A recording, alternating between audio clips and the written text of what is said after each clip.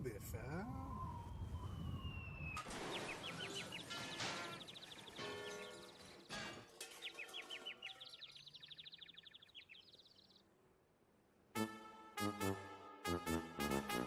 Time for the Brad Chester Show, as I put it on OBS, so that is what I'm calling it. Okay. Brad Chester and his bitches. What I want to be bitch number one.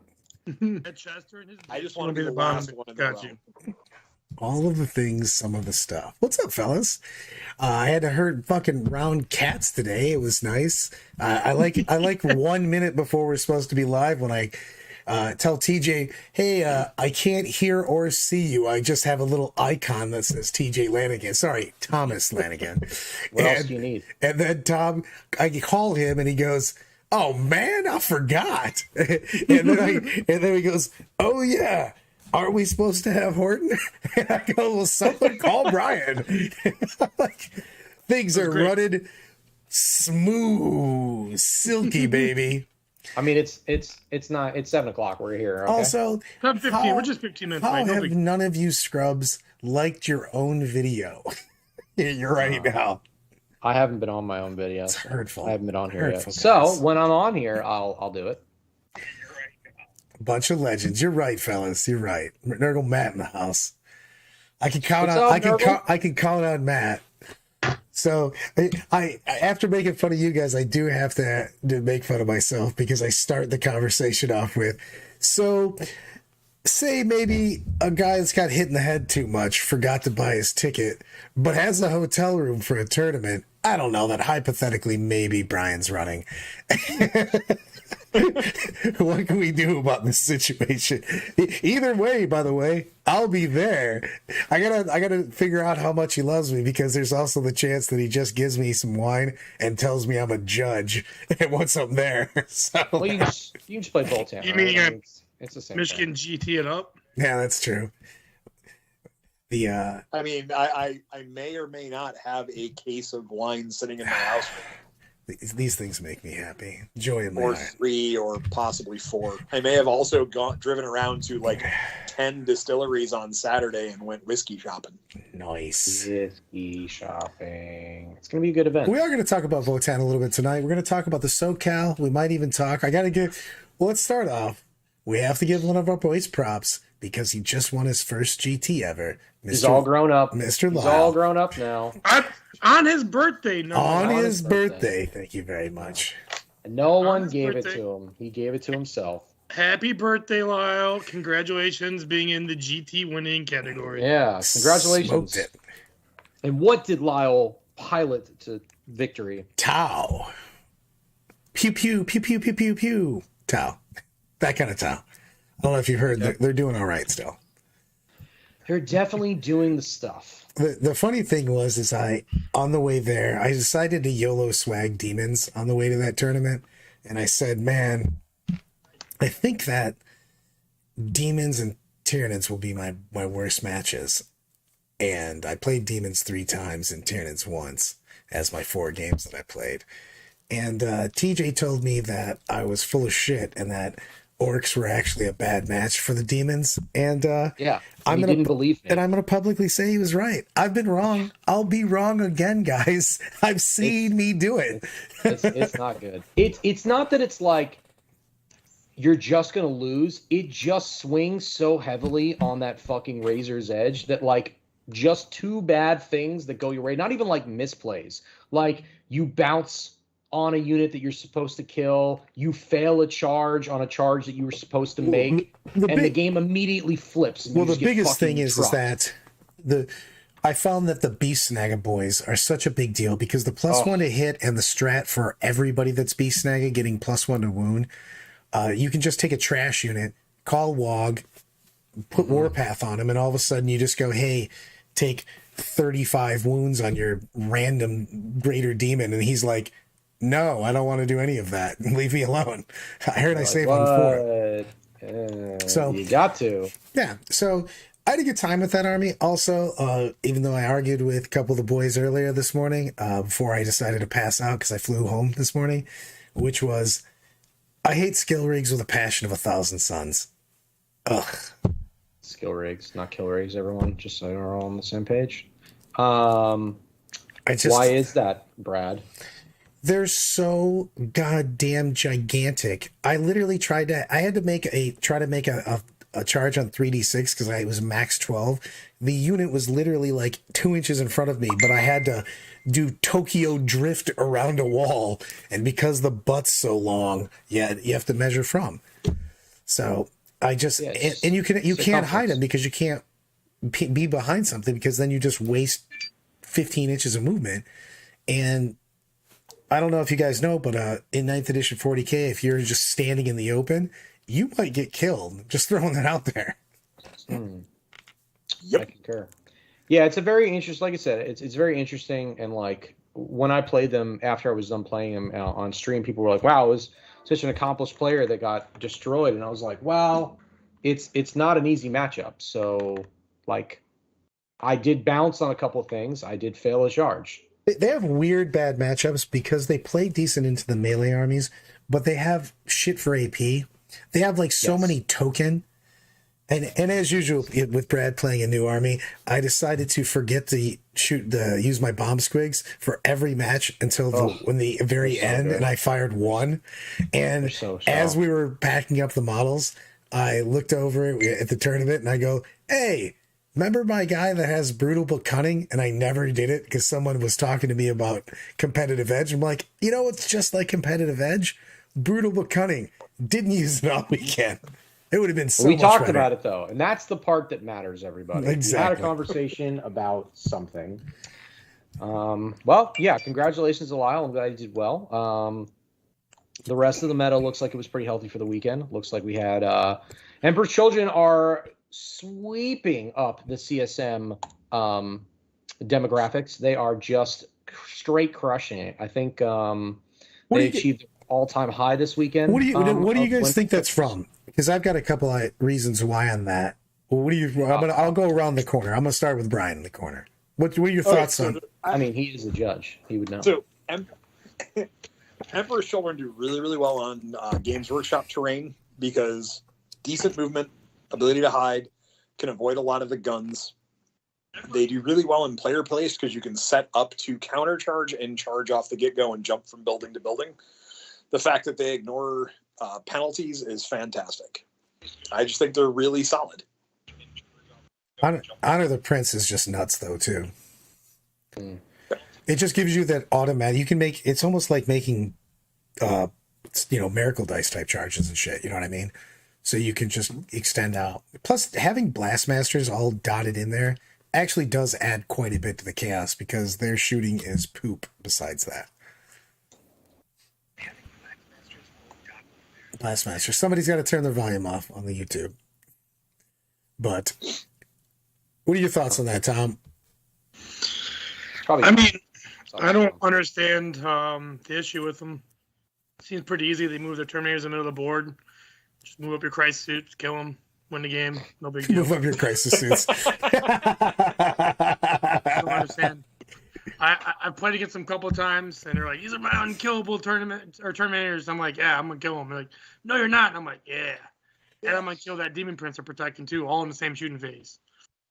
Yeah, I mean, it's a strong army. It's up there. It's been that and Creations. Yeah, definitely. And in all seriousness, I think it's a fantastic army right now. Whenever you can get like a slow moving unit, ways to manipulate like advance and charge and flipping a dice to an automatic 6 on the charge, like you give it some serious speed. There's maybe 2 armies that have enough shooting to be able to deal with it. And even then, like, I make a joke that it's easy to kill it. It's not easy to kill it. It takes overwhelming layers of buffs and units to kill that unit. If there's something that's durable in the game right now, that's definitely it. Not to mention they have all the junk, all the chaff you need to claim objectives. Their 5-man objective holders has Blastmasters. Plasma cannons wish they were. Yeah. Well, that is a big thing though, because when you're normally playing in Chaos, one of the biggest things I've had, knock on everything, I've had just a really good win rate against them, is because I'm just able to stand pretty much in the open a lot of times and take things from them because I just don't care about their shooting. And you can't do that with a bunch of Blastmasters sitting there. They'll just nuke you. Mm-hmm. I mean, they're great. It's a good army. It's no wonder why it's winning a lot right now. It doesn't have a high skill cap to pilot it, and I'm not taking anyone away from who's piloting it right now because there's some players out there that play armies that don't have a skill cap, but they take it to the next level. You know what I mean? Like, I don't think Tau has a high skill cap, so I think like I'm trashing the army that I play right now. But I think people with the ability to play it and pilot it differently can take it to the next level. Same thing with Emperor's Children. Great army. I think it's good. So, no, I was just about to say, let's talk about the next big thing. Are we going to have to nerf orcs? I mean, over the weekend, there was multiple people that went undefeated, I heard, with orcs. Hold on. Before we go there, you know, we do have one of our meta coaches on here with us tonight, TJ Lanigan. Hopefully be here every week. I'd like to get his opinions on, you know, Emperor's Children. He is like our chaos expert.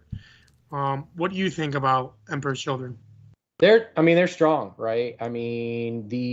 So we've seen this time and time and again, right? When Drukhari came out and they were very strong, they're strong with advance and charge. We saw this when White Scars came out. Every time an army comes out and has the ability to advance and charge, it is extraordinarily strong. Then on top of that, you couple the fact that they dominate the melee phase, much like Drukhari, but on a different level, right? Like Drukhari, they dominate the melee phase, but they don't have the durability to really like last. Like Incubi don't really make it past the first combat, the second combat. But you could have added anything. You could have been Drukhari blank unit doesn't last. Continue. Right. So I mean, you know, so when you add the durability of an army that is capable of withstanding multiple rounds of combat, and the other issue is that one model can get in there and do just a ton of damage.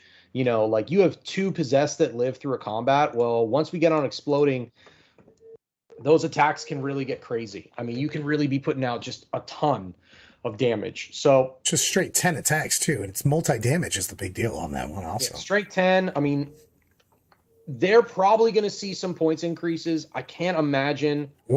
Hold on. When? Yeah. I'm sorry.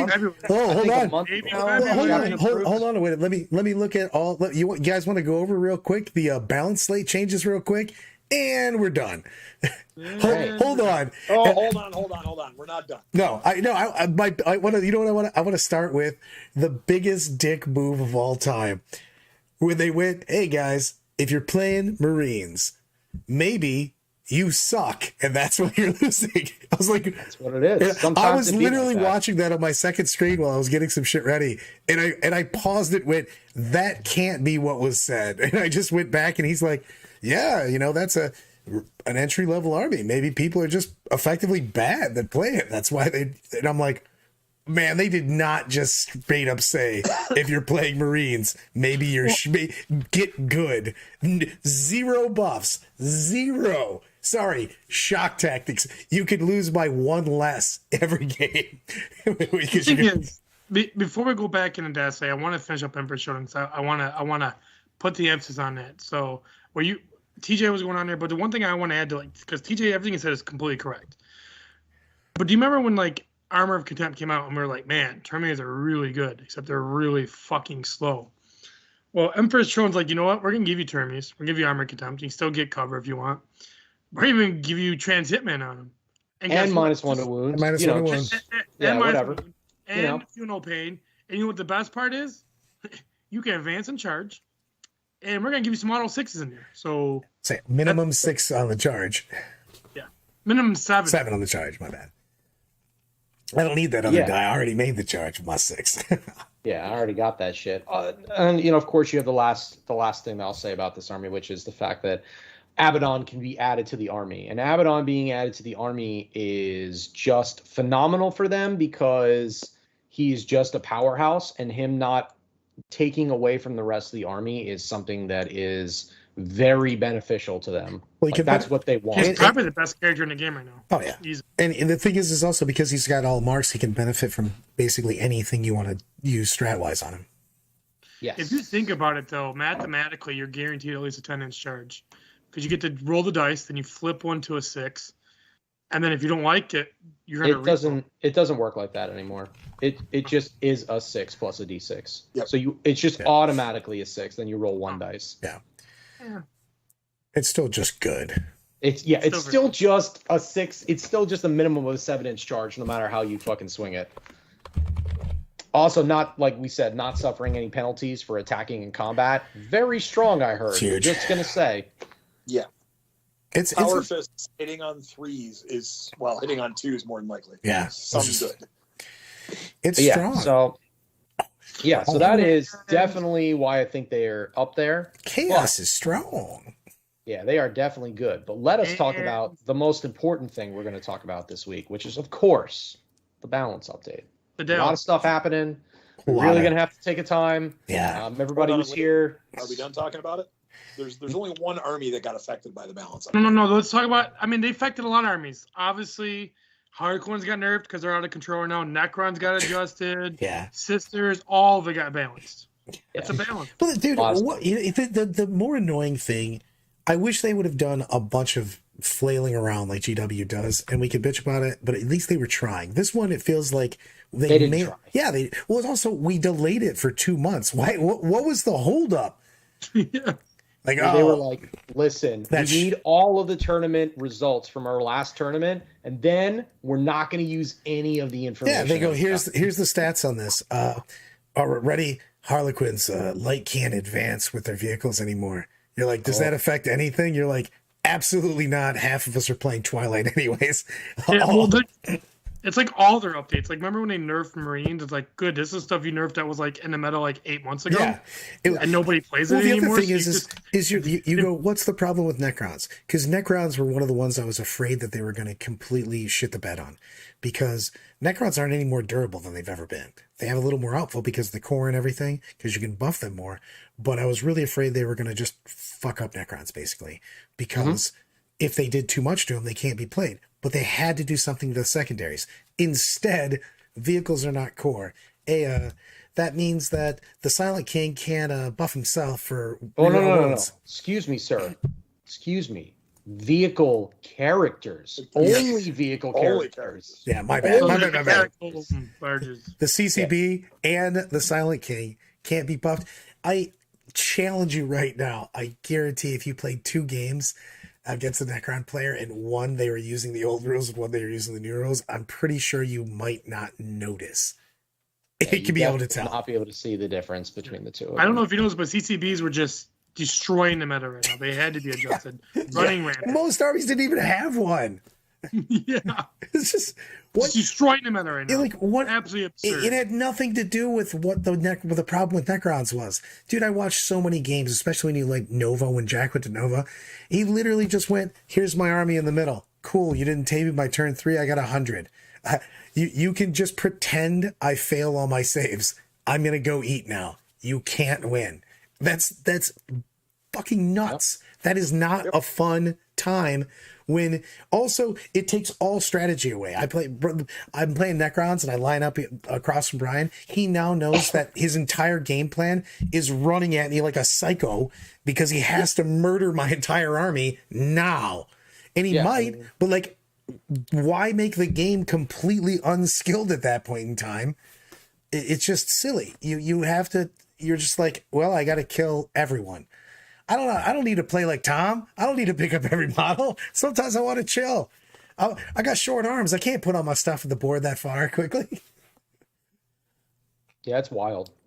So I guess we'll do the actual diplomatic approach, and we will approach each of the actual affected factions. So Necrons, we just talked about them. So they literally only got one thing: core characters that are vehicles can no longer have the core keyword. Awesome. That is the Necron and only the Necron one. We covered Harlequins. So basically the light abilities now, you can no longer advance the vehicle and shoot. Right. If you're inside of the transport, they no longer get their rule of being able to advance and fire their pistols. To be fair, that at least is a nerf. It's not a big one, but it at least is something. You know what I mean? It's a nerf to the faction and not the overall faction. I mean, it's a significant nerf to lights. The distance they can travel and still do damage. Fine. That is something. That would be I think that really is the only something. And you know what I feel bad is the Tyranid. They actually got a pretty decent nerf. and no one else was touched. Yeah. And the so- the Tyranid thing. Wait a second. As the only Tyranid, well, TJ does kind of play Tyranids, but not. Wow, what the fuck, man? That's fucked up. The Warriors getting hit like they did, Enzo I'd have is been. It was fine to hit the Warriors. I don't have a problem with them not having transhuman constantly, because it was obnoxious. It was annoying. But at least let them have the one that Yeah. can't be wounded on twos. why are Gaunts harder to wound than Warriors right now? I know. It's just and Outside of that, I'm fine.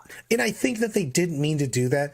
It's just the fact that the GW rules writers, and you have to give them a little bit of credit, because I mean English is their sixth language. So when they get down to that, because that's the only way I could figure that you keep making verbiages like this all the time, is you're not a native English speaker, because that's not what they're trying to do. But the thing is, if you do what Brian was saying right there, and just give them back their transhuman, their mini transhuman on threes, that army doesn't change at all.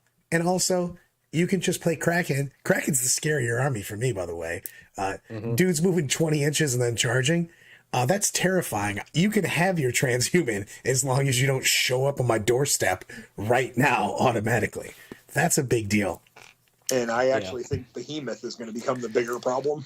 Oh, the thing is the Tyranid Codex is deep as shit. That thing's their win percentage. The only reason that their win percentage might go down is because people hear on the internet that bad things happen, and they won't play it as much, and you'll see less games and stuff being played with it, because people believe it. You basically go, hey, this stock is going to go down, and everybody goes, oh no, and sells it. That's the kind of thing on Tyranids. Tyranids are fine. I wouldn't be surprised if absolutely nothing changed in the win rates until we get to February. Basically, because we're not getting the new season until after LVO. So we'll get and that's when they'll drop it, same as they did last year. They dropped Nephilim at LVO. So we'll get the new season, but we're not getting shit for changes. We'll get guard, but I'm saying the meta is going to look exactly the same. Plus card.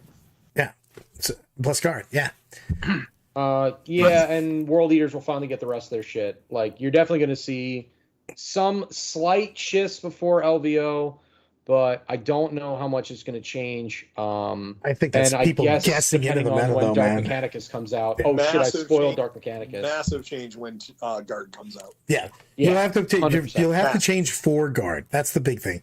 It just, but if you we'll have to see with guard. But it's just one of those things where, besides guard, that's the thing that's going to shake it up, and guard will shake up the meta. So that will be they nice. always do. You're right. They always do. Every time guard come out, they shake the meta. 100%. The thing is And right now. Go ahead. So many people own guard that sit on a shelf. Yep. Until they're hot again, and this is going to be one of those times where they get hot again, because everything they've spoiled, everything they've talked about, everything we've seen in all the preview videos and all the stuff that's leaked on the internet, there's definitively a change coming. And especially with places like LVO with player place terrain, the big tanks that are hard to move around a GW style table Oh, they can aren't hard to move around. Well, player place. you could player place it and put those lanes, because you could put your own.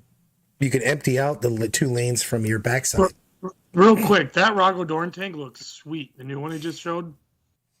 The half a Baneblade. Yeah, the half a Baneblade. Badass. I like it. The Forge World vehicle that they just took from Forge World, and they were like, all right, cool. I'm not saying it doesn't look good. That's not what I'm saying. I like it. I want some. So I'm gonna throw this one out here because of the fact that Marines just got basically Cleveland steamered. Tom, what do you have to have in your Marines? I know what I need for my Sallies to come back. What do you need right now as a Marine player to be, not OP, but just be able to play at not a 39% win rate right now? The new Codex. Just straight up a whole new Codex? I mean, you can win with Marines right now. You just have to be a very good pilot. Unfortunately, with where they're pointed at right now and their tools, Because you're not playing playing from behind because you're not efficient. You can't trade. all their weapons are outdated. I mean, you look at las cannons for everyone else are D3+3, except Marines are still D6, and they cost more. I mean, they're just out. You could do well with them. You just have to have a niche army, really, and you have to either play like I think Iron Hands can do all right now. I think there's technically a White Scar build that can do all right in the meta. Space Wolves are probably the best off, in my opinion. Actually, second off, Blood Angels. It goes Blood Angels, Space Wolves. Just because on the backs of two, the fact that it's a big thing on the secondaries. I mean, one of the main reasons Blood Angels are doing so well, it's obviously Sanguinary Guard, Flying Terminators, but the other thing is they have Relentless Assault and Forlorn Fury. You have two secondaries that go hand in hand that can get you 15s. And that is the game right now, right? Yep. I mean, the game is who has the good secondaries, right? Whatever book has good secondaries are performing well in the meta. Marines, their win rate dropped when Oath got nerfed. Yep. Well, they lost Oath. They lost the Stranglehold. Yeah, the combination of Oath and Stranglehold was a huge thing. They lost to the last with Dreadnoughts that were sitting in the backfield not doing anything. Like, they lost a ton of stuff. Yeah. Unfortunately for those Marine players, time to get good. Because I mean, look at DOG's logo. It's a Templar, right? I love Marines. I love Templars. Wait, it's a Templar? I don't want to be in this team anymore. Yeah. we have a lifetime contract with you. Fuck me, dude. He signed it in blood, yo. We got TJ's contract for a pack of Skittles and a half-eaten Snickers. I was desperate at the time, guys. He got a half-eaten Snickers? What the hell, man? Yeah. I didn't even get a drink. Snickers, but I only got to sniff the Skittles also.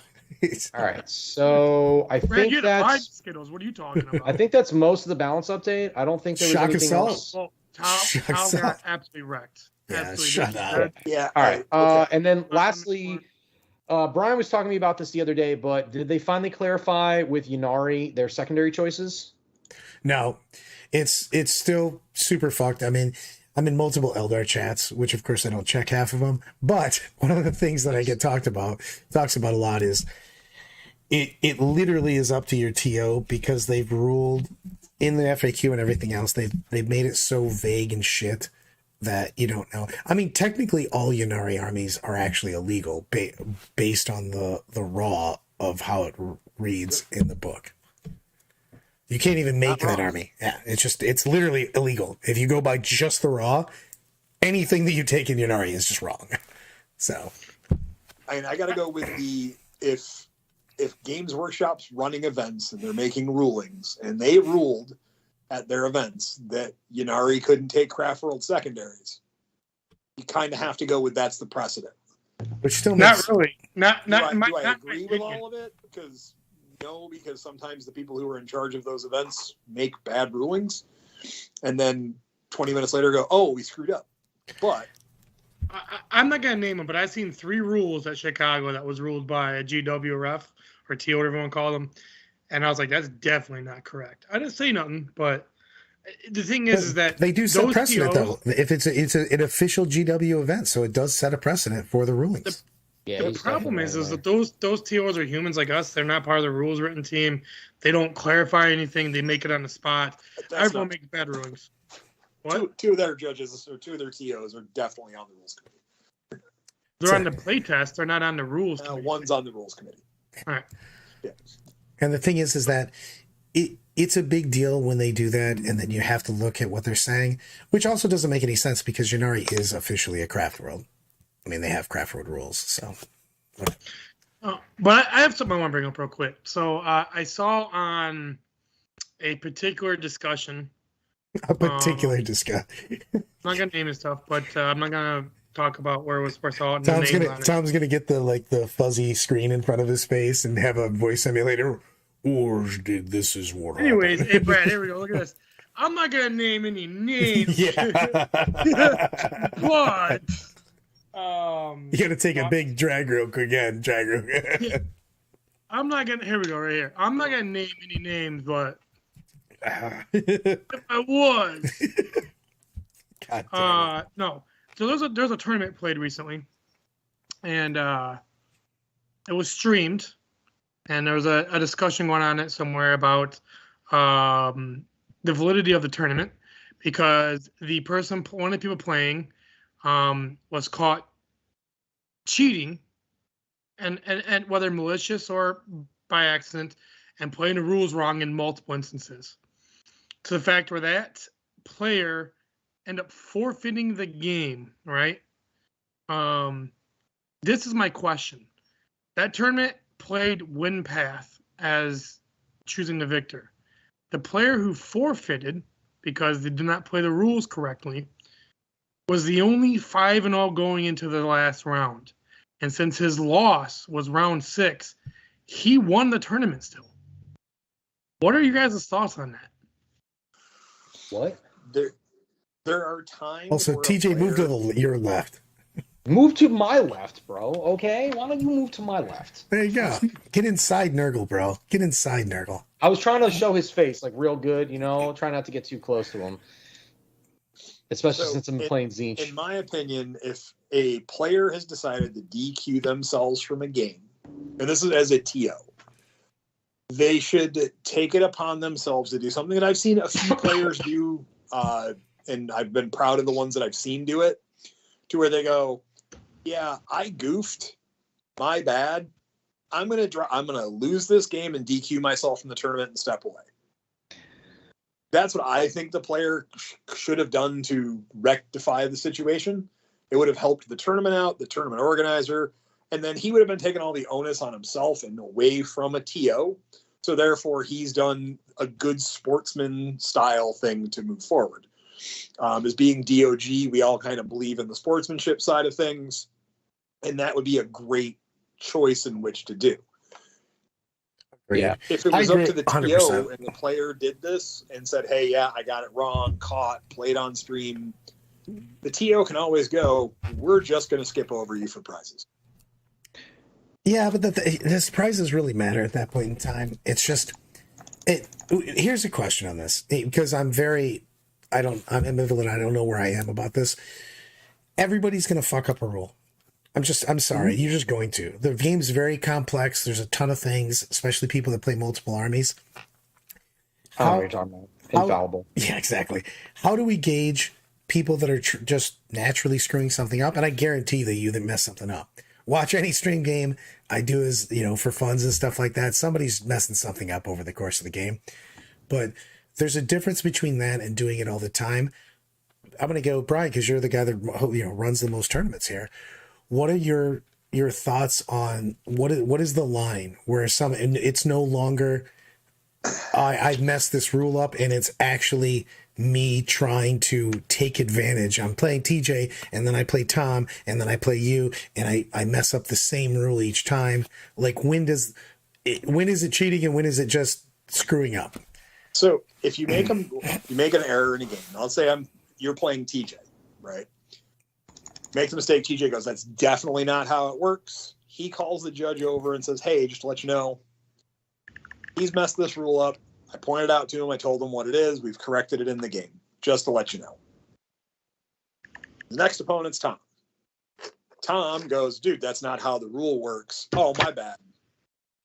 And it gets corrected again. If Tom doesn't alert the judge only saw the one pattern. Now, if that judge gets called in the third round when he's playing Brad, and Brad goes, that's not how it works. And Brad's talked with both of you guys beforehand. And he goes, yeah, he screwed it up and ran with TJ. It's now on the judge to go, okay, this is a pattern. If no one ever tells someone that there's an error being made, if you don't tell a judge, we only can rule on what's happening in that microcosm of what the moment is. But if someone continually is making mistakes and has been brought to his attention once by by a player and by a judge, and then he makes that same mistake again, it's clearly a pattern, and it's time to yellow card, red card, whatever the judge's choice is at that time to kibosh it and end it hopefully right then and there. Ooh, kibosh. I agree on that. It's one of those things, though. I'm afraid to be too strong. We want to make sure that we get people that are bad for the community out of the community, but I also don't want to hammer people. And you get people right now. You got tons of people that are decent players that are terrified to be on stream because they're afraid that they're going to make a mistake, and then the internet just sets them on fire. And yeah, I was just on stream at Battle for Salvation. I did not want to be on stream. And if it wasn't for the fact that he was like, oh, geez, Brian, no one ever sees you play, and they kind of want to see you play on stream. And I went, all right, because it's for War Games Live, I'll do it. And I was playing against a guy who was playing a very casual army. I, in my opinion, was playing a very casual army. I thought it'd be Lies. Nothing. Nothing. In the grand scheme of things, it was casual. I don't know how it went 3-0 in that event. I digress. One thing before we continue, I do want to bring up someone said in chat, not Monsters coming yet, but Nurgle Matt, because that guy's awesome. Thanks for watching, Nurgle. Yeah. We forgot to mention AdMech is unchained from the data site. Oh yeah. No more nerfs, running rampant. Before we finish this tournament thing, and I just don't want to get too far from Nurgle Matt's comment because he said it a while ago. Do you think AdMech will run rampant again, or do you think there's just enough things that's as crazy as it is now, where it's just kind of just be fine? They didn't gain anything. They're literally they gained the 5+. They wound on 5+ again with it, and the problem is that no, they removed all data. There was 2. They literally had 2 things that were lifted in this particular thing right now. So that's all. They only had 2 nerfs to be lifted. Well, So I don't think AdMech's CP restrictions off. I don't think AdMech's going to run rampant for the same reason that AdMech's not a heavily played army. It is dollar to point the most expensive army to put on a table. Yeah, that army is and it's also super complicated. After you took away, they still have all the point nerfs, and they also you have the plane obviously nerfs where you can only bring 2 planes. And the thing is that army can be played. I think it's a scary army played at a high level. The problem is, I was literally just talking to TJ like a couple days ago about this. Yes, if a bunch of really good AdMech players were out there, it would be very nasty. The problem is that army has such a low floor because it has a ton of complex interactions that you have to constantly I'm switching to them. I'm not even going to lie to you guys. No cap.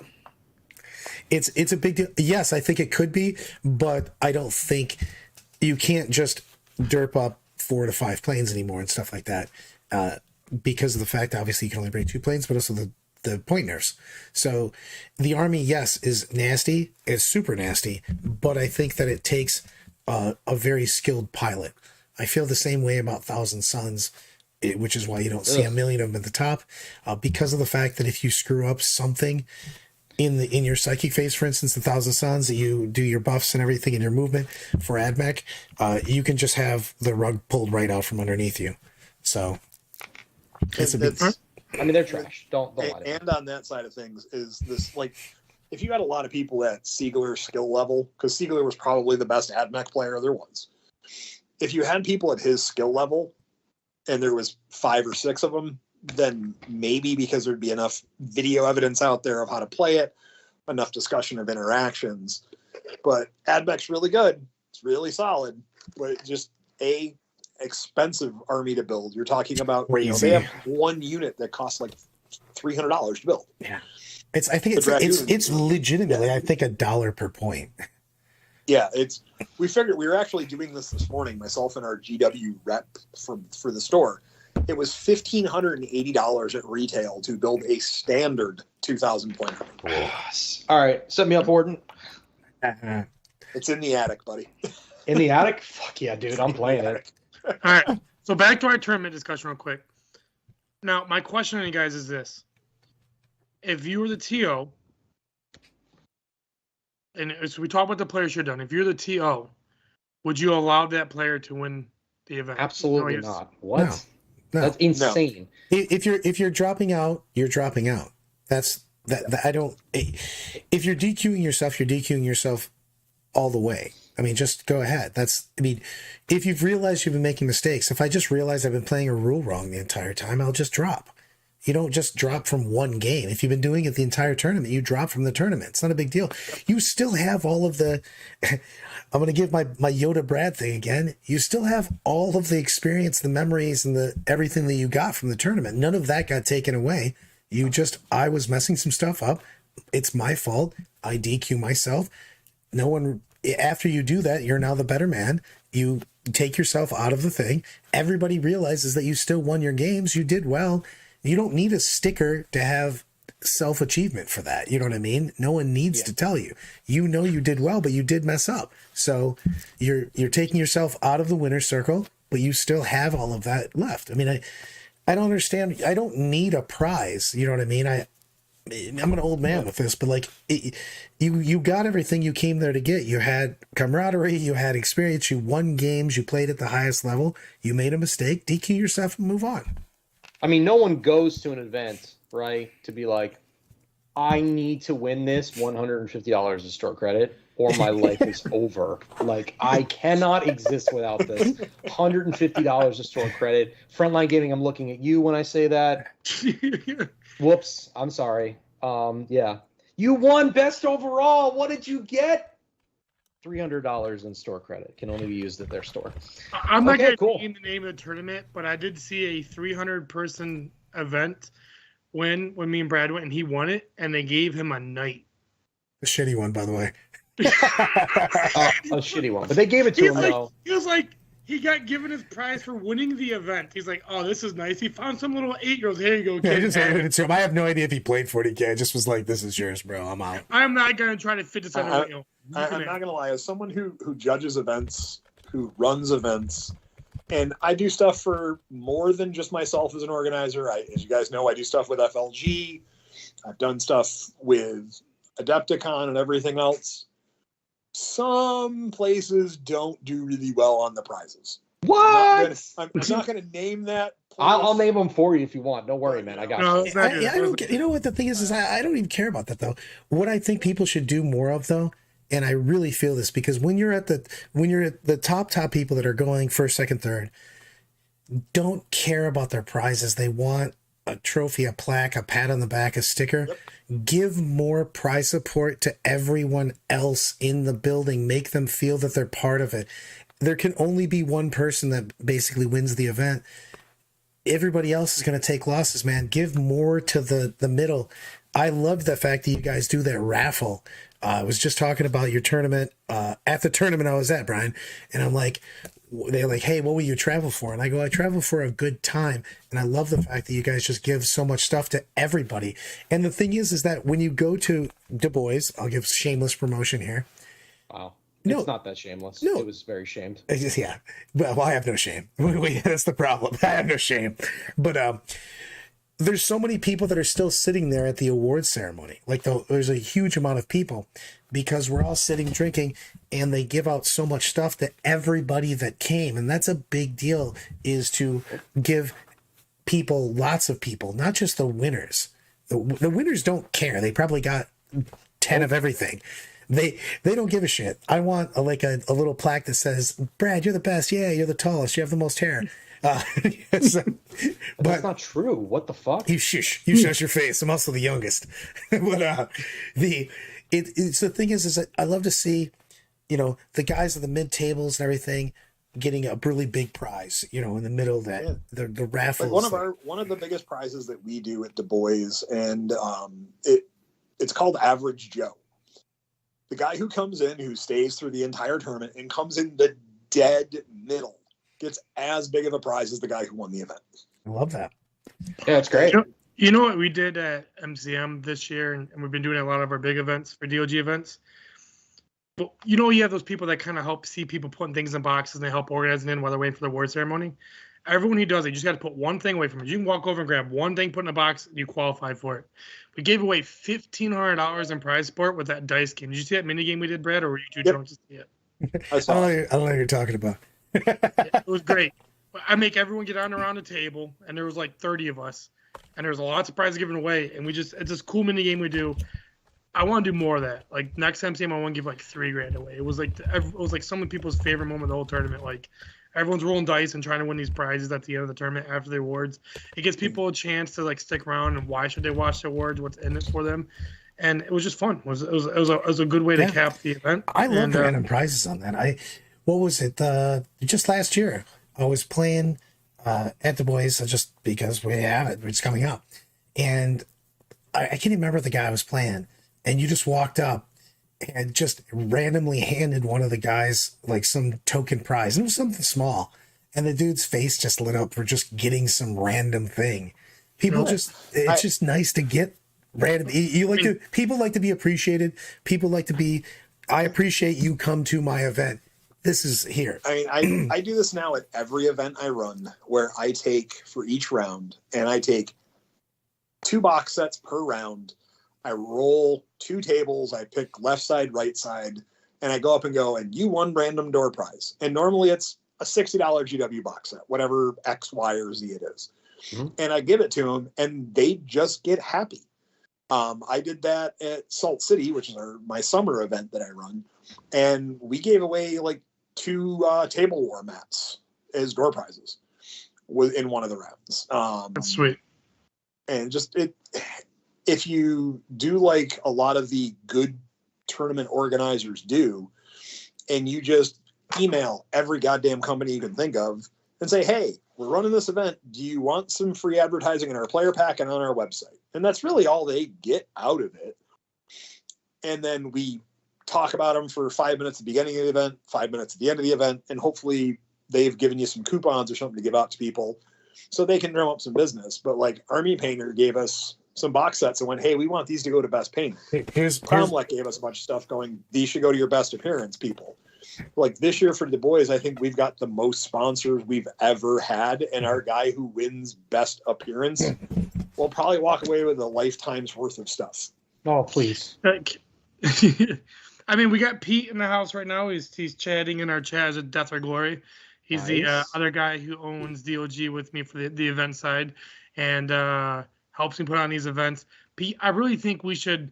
I like what we're just dialogue going here. I think me and you should really have a discussion soon about blowing out the prize support for taking some away from the top performers and just blowing it out to people. Just I'm as a joke. as somebody that wins quite a few, I would rather have no prize support for myself and just a like whatever, some sort of kind of cool plaque trophy thing, whatever. Just give me something that says that I won. Dude, put that to the community. Because, and it's not being altruistic with this. The more people we get in our hobby, the more money we get, the better terrain, the bigger venues and everything. I'm being selfish by wanting more people in the hobby. I get more for that. Yeah, I mean, I'm definitely someone who takes hobbying as far as I can possibly take it. And I definitely think that, at the end of the day, coming home with set number 95 of a terrain set that you're never going to use is not helping any of those top players or helping any of those other players. Give it to someone who doesn't own a set of terrain. You gave me a whole set of Army Painter. I'm never going to use the Army Painter. If I wanted Army Painter, then I would have given it to somebody. Like I don't need it. I would rather give it to somebody. And I think one of the big things that I always do. Now I go to events. I don't go to as many as I run, but if I win prize support at any person's event, like I won stuff at Motor City for the team's event, all of that went back into the community. I won a paint set and some other stuff and some brushes from somewhere. And that immediately went into a paint kit so I could do paint demos and try and help anyone get into the hobby.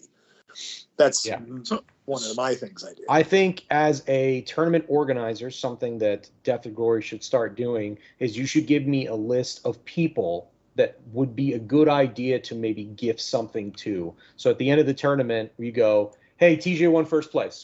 Congratulations, TJ. TJ's actually opted to give his stuff to an aspiring orc player because it's an whole orc set. And TJ's definitely not going to use it. So he's going to give it to an orc player. That we're stealing. I'm gonna have people start signing up for that shit right away. I said it, so don't fucking steal it. We'll make it the TJ. Oh, I'm stealing, motherfucker. I'm copywriting it. I'm copywriting It's a big thing on that, though.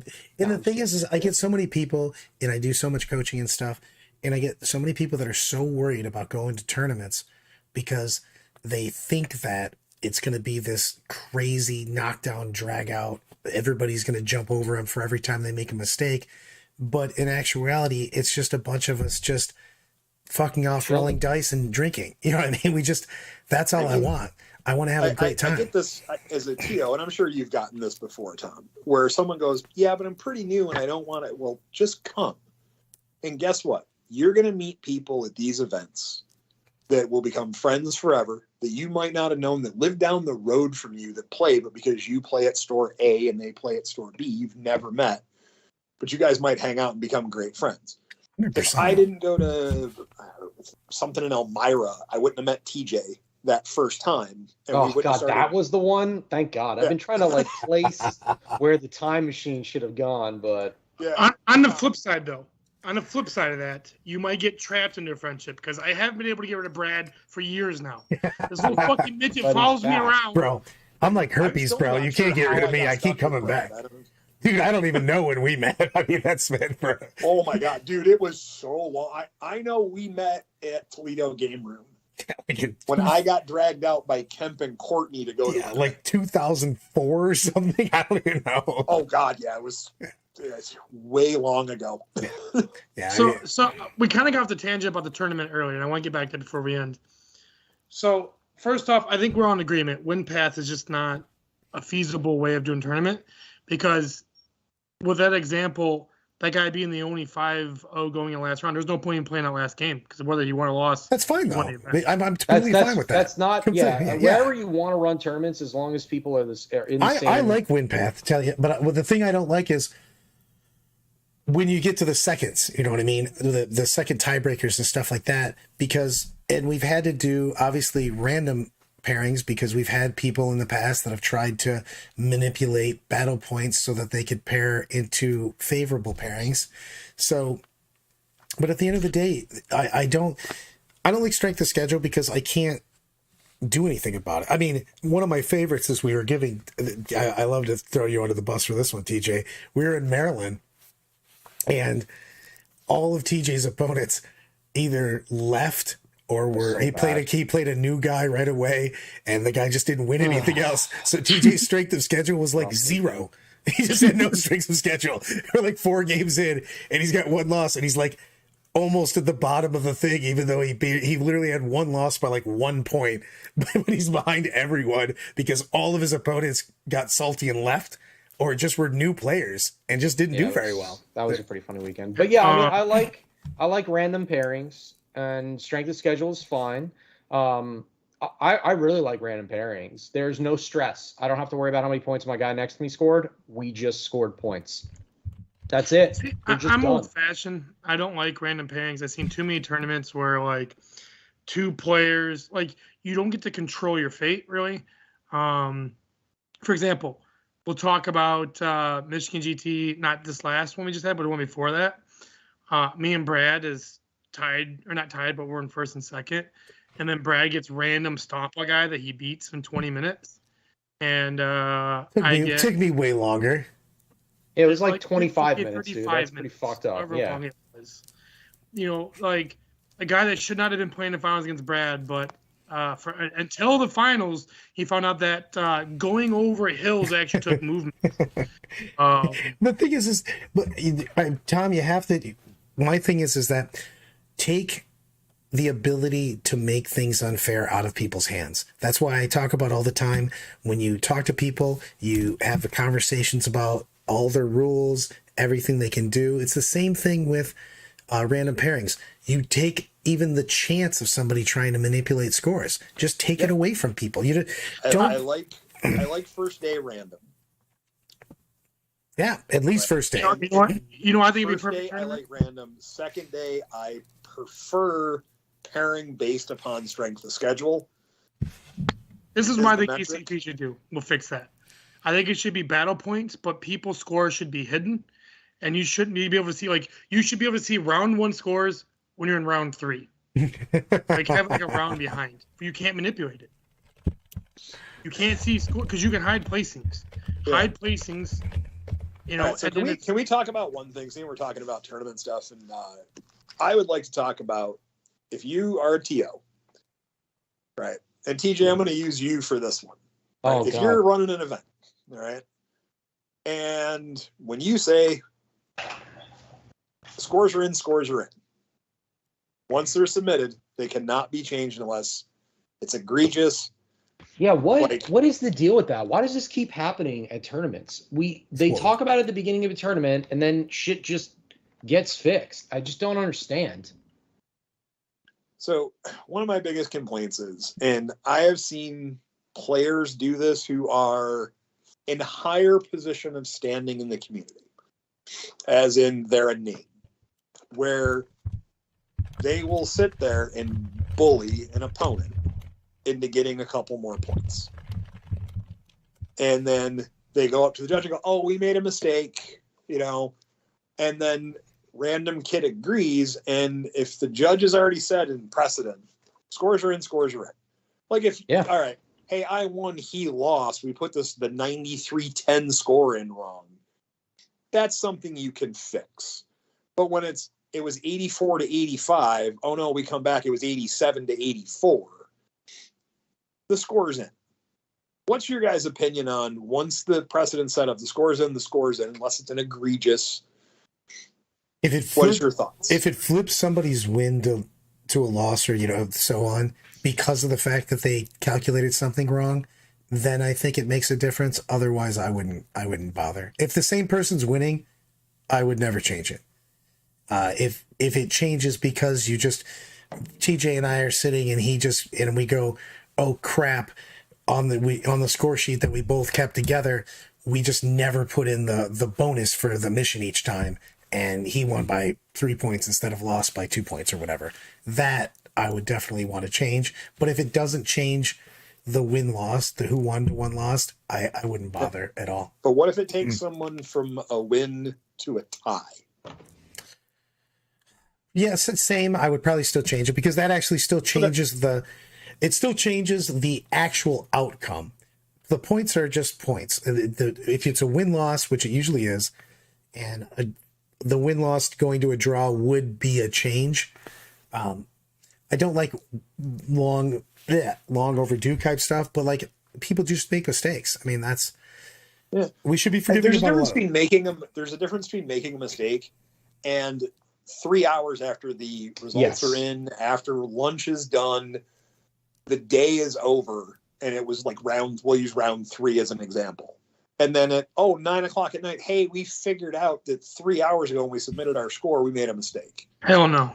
Yeah, I'm definitely someone, that was what I was going to talk about when it came to me. But like the big thing for me is like, you want an incentive for finishing your games early on? Sure. The incentive is that if you fuck up your score, you have until the round ends for you to fix that. I do not want to hold up the rest of the game because you don't know how to calculate your points. Also, super later, it's never right because then you're literally going in epic hindsight, and you're thinking about what happened 5 hours ago, turn 2 or something. That's done and gone. That's what I'll say. Like I think that is definitely not okay for me. I agree. I agree with Brian. Actually, I think once you submit it, it should be submitted. Yep. Because the problem is you allow people the chance to manipulate the score. So if somebody sees their standing, like, well, I don't really want to play this person. That's why you do random. Then it doesn't matter. The thing is, random, unless you have enough players to end up with one undefeated. Sure. Random can also be manipulated in a way. Like, you take a chance out of a player's hand to win the event. Like, Sure, but I guess. I mean, just the thing at the end is that the biggest events are going to have enough games where there's going to be one undefeated. Yes. After that, accept the fact that you play who you play, have a couple drinks, eat too much, be sad that you ate only junk food for 2 days, and move on with your life. The kind of the chips fall where they do at that point in time. I don't care as much with that. If I win all my games, I just win all my games. And then if you and I don't play each other, you're going to score more points than me, and I accept that. I move on. Well, actually, like the boys was the first tournament I played in a very long time that was just doing first place second place third place fourth, and I was like, what is this witchcraft voodoo nonsense that happens? To play in that tournament. It was very crazy. I was like, okay, well, yeah. I mean, I did that last year at the Du Bois. I won all my games and I got second place because dude had 1 or 2 more points than me at the end. It just happens. It's just, I didn't get paired against him. He didn't get paired against me. I don't care. I mean, in that kind of thing. And if we're playing in the largest of tournaments, then you will have one cleared number one. And that's fine though. On the Tournaments of Champions. One of the things that I can say is going to, like, I have influence over one incredibly large event, Atlantic City Open. And they were saying to me last year, they're like, what can we do to encourage people to stay for Sunday? And I'm like, well, this is fairly easy. The math says if this was a 7-round tournament, you'd have one undefeated at the end of the day. And they went, what? And I'm like, yeah, you started on Friday. You have 3 rounds on Friday. You have 2 rounds on Saturday. You have 2 rounds on Sunday. Everybody gets to have a really fun party night on Saturday and play some games on Sunday. I know. What do you guys think about like brackets and things of that nature when they go into 8s? Because I actually kind of like it. There's pros and there's cons, because it does suck if you're the 17th place person because you can't get any higher than 17th. But it does make way more people stay for the bracketed events to the end than do for straight 8. So I have tried putting together a bracketed event. It's not the easiest thing to do at BCP. You actually need to call Garrett and get his help to set it up. So that's, I think, part of the problem with it is that the app, as it currently stands, I know they're in beta testing for a new variant,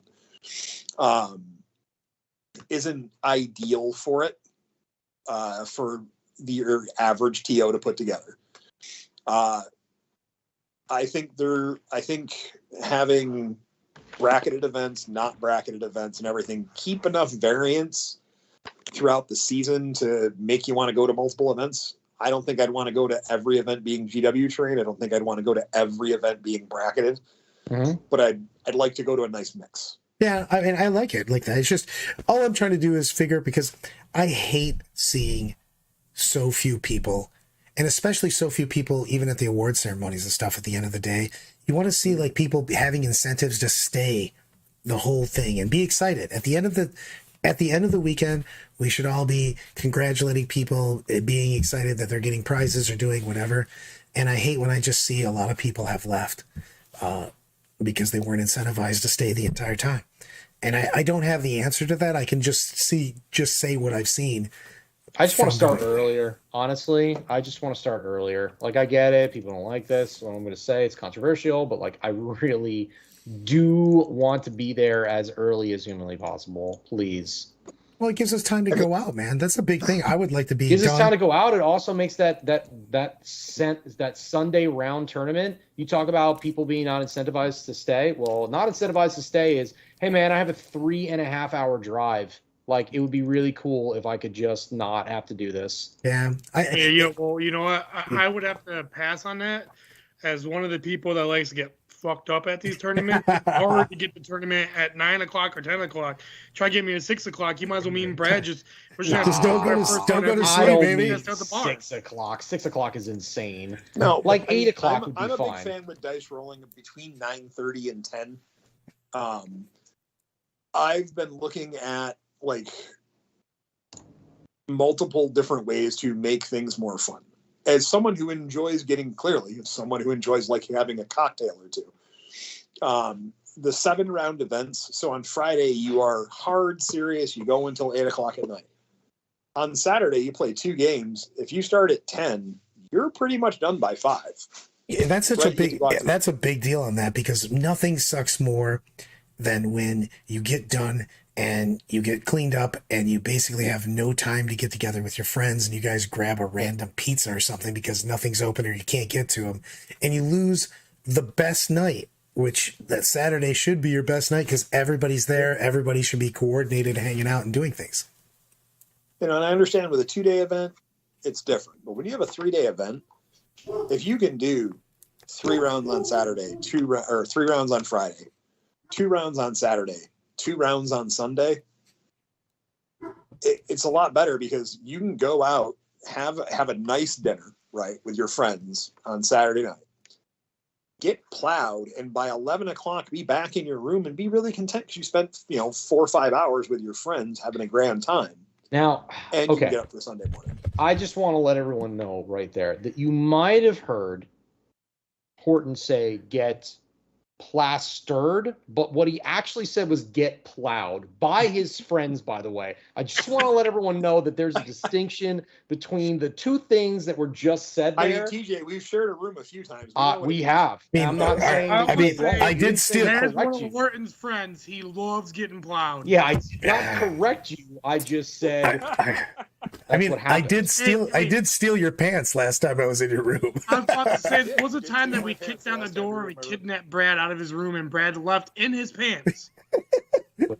I was so confused as what was going on. I basically did a hostage exchange. I was like, Well, hey, you know, Brian, Brad, can I... that's why you don't try to go drink with me. And then you were like, oh, you're drinking double scotches. Oh, That means I God. have to drink 2 wines to your 1. And I'm like, okay, let's try and keep up. I was Or Brad with bottle service. I was not. Brad with bottle Oh, service. God. I just pretend that didn't happen. I move on. It definitely did. Look I at- just We want to need let more you know. context in this. I mean, on the way there, listen, Tom.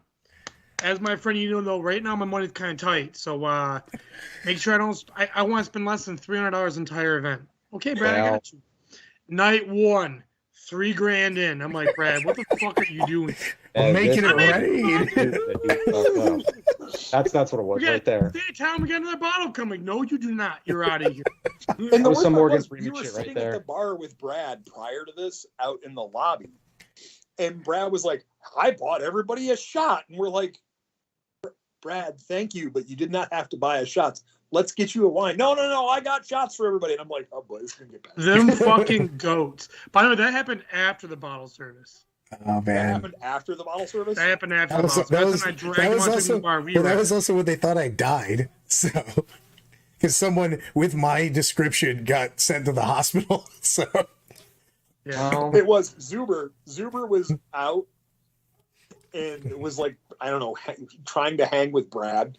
And then they lost him. And they couldn't find him. And they went up to hotel security and went, hey, we lost a short, dwarf-looking midget guy, which in Atlantic City is just hilarious. And they were like, he kind of looks like a hobbit with a red shirt on and a baseball cap. And then like 20 minutes later, they go up to Zuber and go, hey, somebody matching that description just got taken to the hospital and got beat up in the bathroom. They thought Brad died. Well, were The they guy, wrong? the guy was trying to suck someone off for money, and everyone's like, "Oh, totally, Brad." look, man, you gotta bottle pay for. service. I was gonna say you gotta pay for the bottle service somehow, man. He's like, Oh. money's I real would try tight, to say but my $10 lips is sure as $10. hell aren't, bro. Jesus. I got you. Remember when we were talking about tournaments and shit just went sideways? Like what? Why does it have to go sideways with you, Brad? Is it because of the legs thing? You can't keep it. I mean, nothing Go happens straight when I stand anymore? up. So I don't. The Okay. point is though, and I think we're losing the point with a lot of people because we're talking about our crazy stories. It takes a while to get to that level, but the tournament experience is the best thing you guys can have. It's better than. I know we have got kind of like a beating around the bush on this.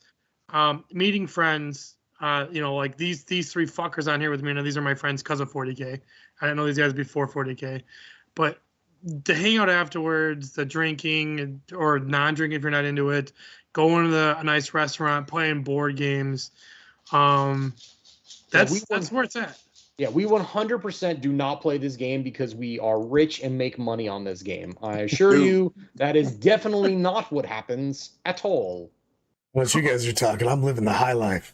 Yeah, Since Brad's the just guy paying for his said- medical expenses to go to events. Yeah. Brad, coming from the guy who told me one time, like, listen, you want to know? Sometimes I decide how good I'm doing. I go look at my cupboards and see if I'm eating ramen or not. that night.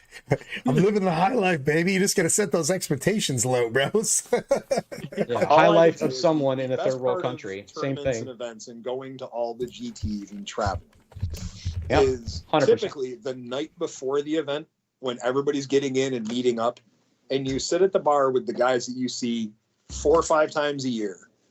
You have 3 or 4 cocktails, and the I see you in the morning turns into 3 hours later. You're still having cocktails. Yeah. If And you're then my you go in the friend, morning you would and drink just with talk. me. Yeah. Well, the thing is about this is, and I tell this all the time, and I use this myself because it's not like I'm not trying to win the game every tournament I go to. But when you lose a game, and everybody loses, there's one person that's going to be undefeated most times. Think to yourself right before you're getting mad about that, and you have to ask yourself, if I was explaining to someone else that doesn't play 40K about why I'm mad. You have to say, me and another adult man were playing with our toys, and this is why I'm mad about it. And the other person, if they don't play 40K, is just going to tase you and be like, never, I got a restraining order against you to never have you say that to me ever again. So, Actually, Pete's got a point here, by the way. MCM and what DOG is now happened because of alcohol. Like for some reason, I don't know. Maybe I'm the common denominator here. Maybe I'm just the problem. Now I'm starting to realize this. But I met Pete at a tournament, RTT, completely drunk, running a little RTT in a store called Pandemonium. And I was like, man, we should totally run a GT together. We both went over. He's like, yeah, playing second round. The tournament organizer comes over. Yeah, man, we should totally play. I'm like, all right, cool. Let me talk after the game. They're like, fuck this game. Let's talk about this GT we're gonna run. I'm like, this is my dude right here. This is my spirit animal right here.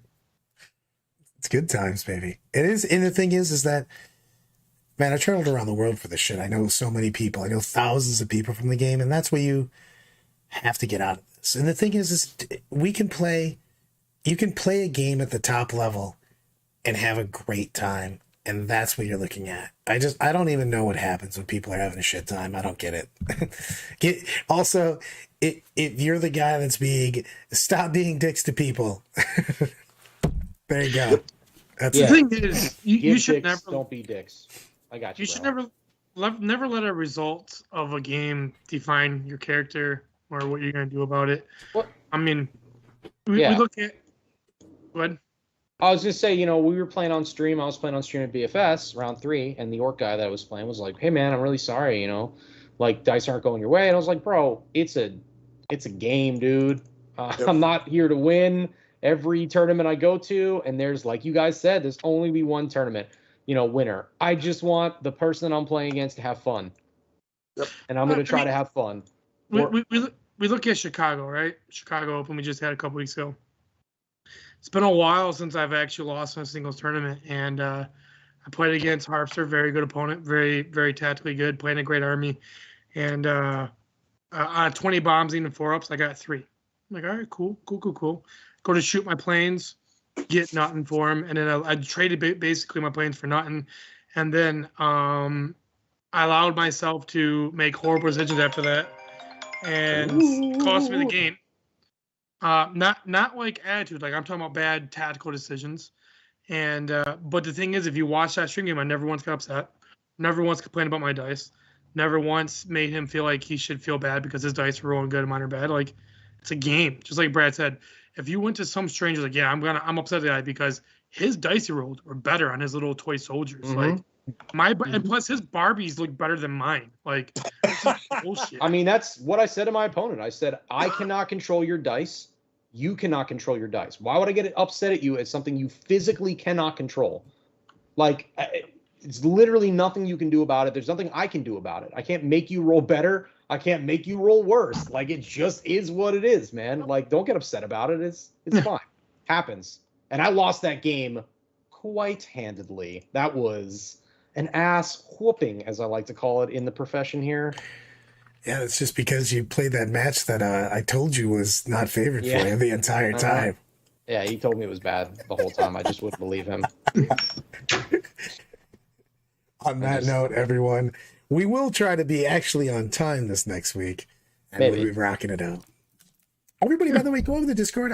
If you guys want us to hit any particular topic, subject, anything, just throw it up there in the Discord so we can prepare for it. So I got a couple things I want to hit before we go off, though. Hit me. One, congratulations. The DOG team tournament's almost sold out. One team left to go. So I was pretty glad to see that. It's our first team tournament. Motor City Mayhem tickets will be going on sale soon. We're expecting over 300 people this year, so it's going to be pretty sweet. We grew drastically from year 1 to year 2. We're expecting a pretty big push this year. So, and for the first time, we're going to be doing early bird specials for those who buy their tickets early. Ooh, yeah. I mean, I don't know why you're saying that, Brad, because you never buy your tickets. That you show up the day of, like, yo, I'm really hoping there's a ticket available. Let's do it, my Dr. Evil. Not to buy my ticket. But, and thirdly, we had to reschedule one of our classes for our new Patreon, which is the Meta Crew, which is 3 of the coaches on here tonight. because Brad decided to go to a tournament the day we were supposed to do a class. But we will be announcing the new date for that soon, so you'll have all the coaches on there for that call, and we'll be going over tournament prep for the first class, the things that Nice. entail for it, which we think is pretty important. A lot of people skip over that mental preparation and fatigue you can get. It goes a long way. Literally a pet peeve. It's one of my big things that's really near and dear to my heart, and I think people don't focus enough on that, and you're really screwing your tournament experience up because of the fact the more prepared you are, the more relaxed you're going to be. You're going to win more, but you're also just going to have a better time. And the things we're going to go over, I guarantee, will help you. You not just win a million more games, but you'll feel an easier tournament time. I guarantee it. Also, the Meta Crew voted, and we have so for most people, the Meta Crew gets a free master class from us as well every month. They get to pick the army it's on. They have picked Demons, so the upcoming master class for next month that's free for them. The Meta Crew people will be Demons, and we will have TJ on going over Demons. I'll be on the call with them. Probably get Old Man Brad on that with us as well, and then. Also, for our monthly classes, like I said, we're going to have a theme on it. This one is the tournament prep. And the next step will probably be secondary choices, which will kind of follow the way through and deployment, first turn, thinking about we'll go on there. Obviously, we have a game plan, but we're announcing one step at a time. And then, that's all I got. Boom. So I got two things. Besides the fact that Du Bois GT is sold out, if you didn't buy your ticket early, like I told you to, could be rough for you. But also the Salt City GT, we have our date saved for that, so it's the first weekend in July. We'll be getting a little bit bigger. We'll be adding more non-Games Workshop events to it. We're adding Star Wars Legion and Marvel Crisis Protocol, and then we're also adding Kill Team because some of the guys really demanded that we add Kill Team. So I demand you add this. Demand. Do it. Hopefully you don't try to kill me this time. I mean, I didn't try to kill you last time. I mean, that's what happened, though. I would like to say one last thing. Hopefully he's listening now because he wasn't listening in the beginning, apparently. But happy GT win to Lyle, one of our DOG guys who won his very first GT on his birthday. A GT that Brad was at, and Brad dodged him out of fear of the Mighty Cow. Fear. I couldn't. I just. It hurt. The stress of it put me down so hard. I couldn't even move. I heard you were shaking in your boots. That was more. So Brad, if I get you a ticket for Du Bois, does that mean I get to pick your army? Yes. Yeah. 100%. Tell you the truth, but if you pick my army, you have to provide my army. Yeah, Done. that's the important part. Sun Fingers. Done. I'll get them. 1,000 Suns, Cult of Change, bro. I have the army. Look, man, these guys have 3-up invulns in warp time. I'm gonna win the shit out of that tournament. Or you could play Demons and just revive Flamers. What? These all seem like legit things to do. TJ, real quick, before we go, could you answer a question to me on how Tau can deal with orcs? I heard it's a menacing matchup for the Tau player. On that, by the way, on that, we're signing off. All right, guys. Thanks. Have a good night.